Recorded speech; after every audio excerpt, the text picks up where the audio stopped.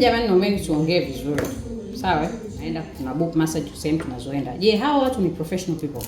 Are they professionals?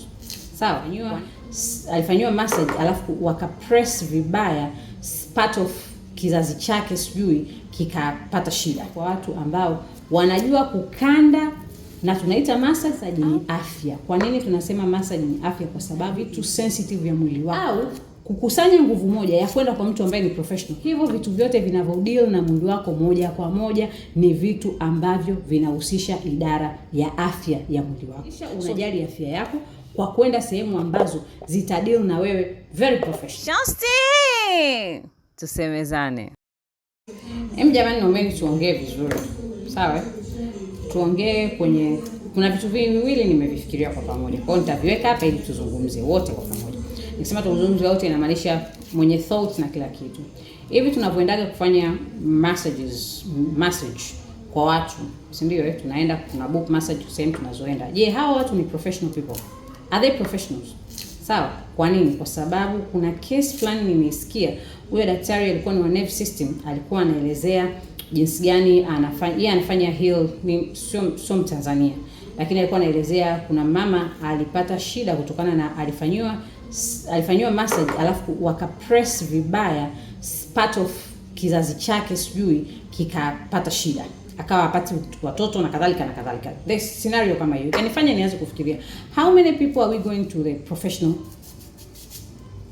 sijui wanaitwa massage, wanaitwa nini jamani, sijui kwa Kiingereza kizuri. Yani how do we, yani sisi tunaenda kwa watu ambao wanajua kukanda na tunaita massage, au wanajua kufanya massage kama wale professional doctors.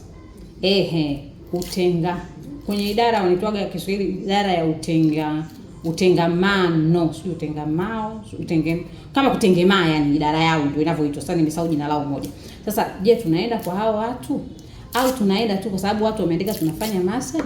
Mnajua massage ni part of science, yani massage ni afya. Kwa nini tunasema massage ni afya? Kwa sababu inadili na misuli, inadili na mifupa, inadili na mishipa, inadili na vitu sensitive ya mwili wako, inadili na hivyo vitu moja kwa moja. Pale mtu anapokubonyeza, anapokukanda, anavyokukandamiza, anavyokufanyaje, inadili na viungo vya ndani vya mwili moja kwa moja.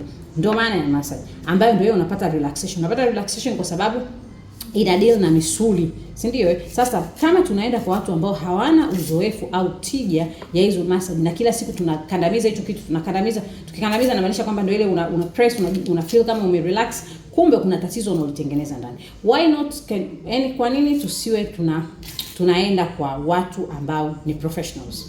Sawa, ni professional kabisa. Yes, nitasema ni gharama, lakini gharama ya urahisi wa kufanya hizo massage tunazozifanya ambazo hazina huo professional, ambazo zitatusababishia matatizo mbele, au kukusanya nguvu moja ya kwenda kwa mtu ambaye ni professional akufanyie kitu ambacho hakiwezi kusababisha matatizo mbele. Kwa hiyo mimi ninaona suluhisho kabisa, tujue kabisa huko vichwani kwetu kwamba massage ni kitu cha kiafya. Sawa? Tuachane na hizi kelele, unaona kila sehemu sijui jacuzzi, sijui tunafanyaje, sijui mvuke, sijui tunaenda kwenye nini, lakini hivyo vitu vyote vinavyodeal na mwili wako moja kwa moja ni vitu ambavyo vinahusisha idara ya afya ya mwili wako. So be careful. Sawa, kama unavyochagua hospitali. Kuna hospitali huendi kwa sababu unasema ile hospitali hawana huduma nzuri, hawahudumii watu vizuri. Be careful na sehemu unazoenda kufanya massage, kwa sababu sio tu ni relaxation, bali ina deal na afya yako moja kwa moja. So hakikisha unajali afya yako kwa kwenda sehemu ambazo zitadeal na wewe very professional. Shosti! Tusemezane.